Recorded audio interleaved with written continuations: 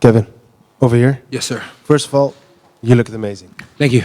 The grappling exchanges, everything looks great. Looked great. What was your plan going into this fight? Because standing up, you knocked him down, and on the ground, were you looking for the submission, or you were just getting out, trying to submit? Nah, I was hoping we could strike a little bit more, hoping I can keep it on the feet, but Gunnar did a good job of the timing to hit the takedowns. And let's be real here, I'm not the greatest wrestler in the world, but I can grapple. And at what point did you thought, okay, now I got this match? I never felt like I had the match. I just always felt like it was a good, fun fight. So I knew going to the decision, I didn't know exactly how it was going to go. I was hoping I did enough. But you just never know when a guy gets top position, which way the judges are looking at it. I knew I threw up plenty of submissions, and I knew I hit him a lot while we were on the ground. And so the only thing I could think of was if I get the W on this one, there was never no question of whether I won that Gerald Mershard fight back in the day or not. So that's always a good thing. And you said if it's 185 next week and otherwise 170, give me a bit more time. Yeah, if it's 170 pounds, then let's be smart. I got that same computer. Let's be smart, and I'll freaking I'll possibly do a couple months down the road, then another one a couple months down the road. If it's 170 pounds, probably only get 2 more in this year, 3 at the most. If it's 185 pounds, I can fight every fucking weekend. One question for me. What are you going to do now you're done with fighting for today? Now that I'm done fighting today, I haven't smoked weed in a little bit, so I'm pretty sure somebody at the hotel will have some, and I'll burn that back like it's just a tree stump. Thank you very much, my friend. Thank you. Kevin, when you're in there grappling with guys who are 170, can you compare it for us against the guys that are 185, right? Because you're not a big middleweight. How much difference is it? It's a huge difference. Fighting a guy like Gunnar, it's like you can say a lot of things, but you can't say he can't grapple. You know what I mean? He can grapple pretty damn good. And if you were asking people online who, that's online, they would say that he's probably a better grappler than, RDR. If he's a better grappler than RDR, then, size does play a difference in the game. So it's, if you're the same size, you can see what the grappling's like. If they're bigger, then I just hope they're, if they're the same size as me, we can see the grappling's like, and if they're bigger, then just fucking strike, because all that grappling shit's too much.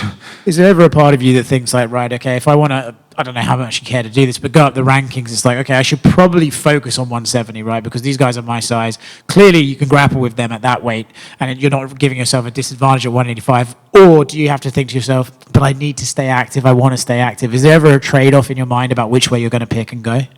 The amount of money I make these days, I could slow down. The amount of money I make these days, I could definitely slow down. But the amount of money I spend these days, I stay active. First round, you got him in like an omoplata, and then he kind of stood up and was holding you. And for a few seconds, you were both just chilling up there. He was basically holding you like a handbag for a while. Yeah. What exactly were you saying to each other in that moment? I asked him, how the fuck are you doing this? And he looked at me and said, I'm just doing it.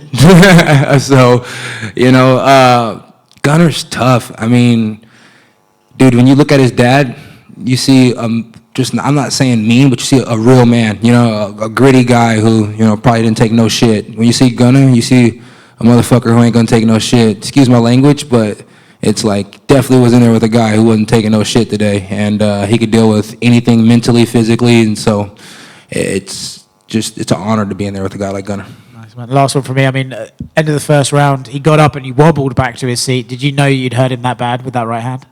The thing about that right hand is when it lands, I never know exactly what it's going to do, but I know it's going to do something, whether it makes you think or whether it makes you blink, I know it's going to do something. Guys, just 2 more questions. One right here. Kevin right here. Oh, sorry. Kevin right here. It's your first time fighting in London. How did you acclimate to the time difference, and did you have any tricks to get around the jet lag? I don't ever worry about jet lag, bro. I sleep the whole plane flight. And I mean, I hunt all night, so I can fight whenever. It doesn't matter if it's middle of the day, early morning, late at night. It's like, if you catch me out the bar, I'll beat your ass. If you catch me going into dinner, I'll beat your ass. And if you catch me right after breakfast, I'll beat that ass. Yeah. Congrats, Kevin. And is there some fun matchup you have in mind for the future? Like exciting fight you want to make happen?